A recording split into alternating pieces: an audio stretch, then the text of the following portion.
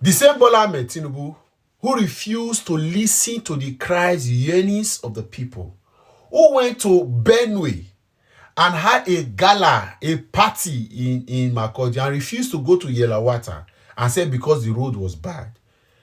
The same Bola Ahmed Tinubu who refused to insist that the people that perpetrated the evil in Yelawata should be brought to book. And with all of the drama you have seen, and I heard that the police have said that they have arrested people, no details, nothing about that. Bola Ahmed Tinubu was recommending a radio program for people, for victims and their oppressors to live together, and their murderers to live together in peace and unity. That's what Bola Ahmed Tinubu proposed. But immediately his life and his office was being threatened, he removed the service chiefs. He removed them. Wale Edu, the Minister of Finance, is being reported to have seen the list of the people that were planned to have been assassinated in the coup. He collapsed, and ever since then he's been in London. And he's been receiving medication because he collapsed because he saw his name. Yet there are thousands of people dying every day in this country, every time in this country. We've recorded several deaths into millions. Nobody. So Bola Ahmed Tinubu would secure his office, would do anything to make him remain as president, would sack service chiefs because his office was being threatened. People are in jail, people are being investigated. There is swift investigation.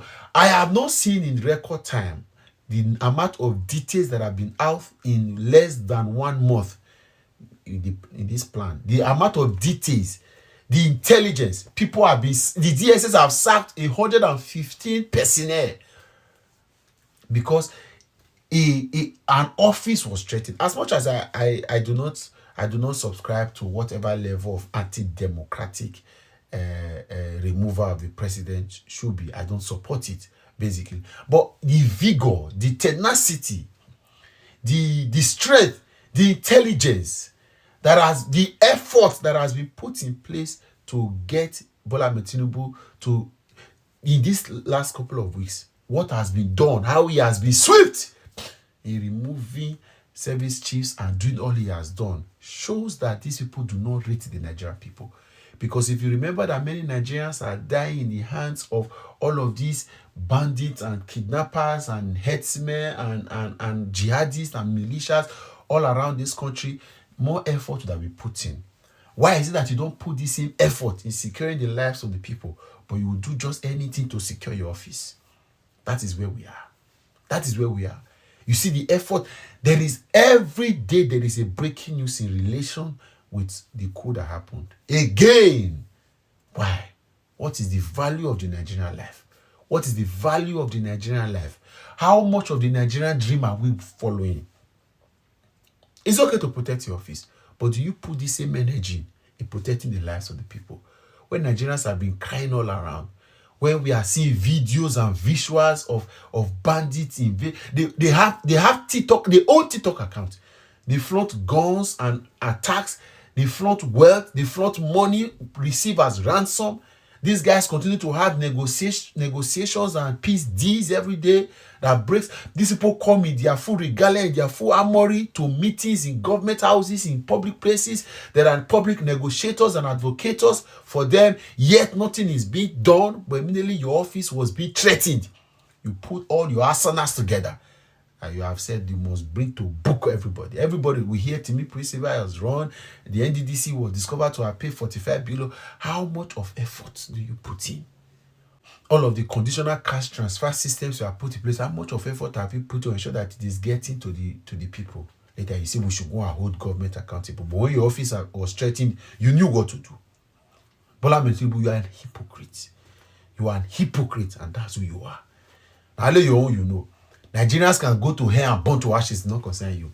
But for your office, it must remain because it is your own dream, not a Nigerian dream. You didn't come to Aso Rock because there's a Nigerian dream you came to fulfill. You came to Aso Rock because you had your own dream. You wanted to tell yourself that you could become Nigerian president, irrespective of your past.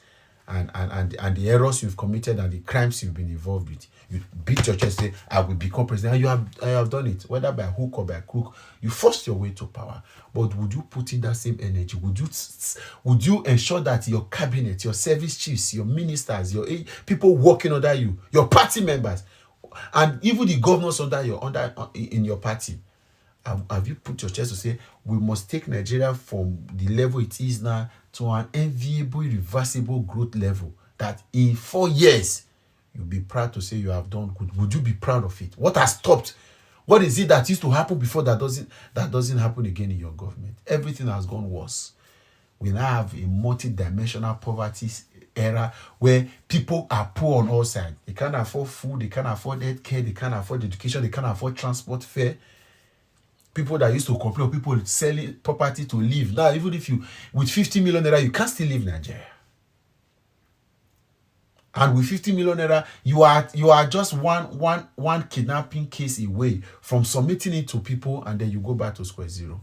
There's nowhere in this world that is perfect.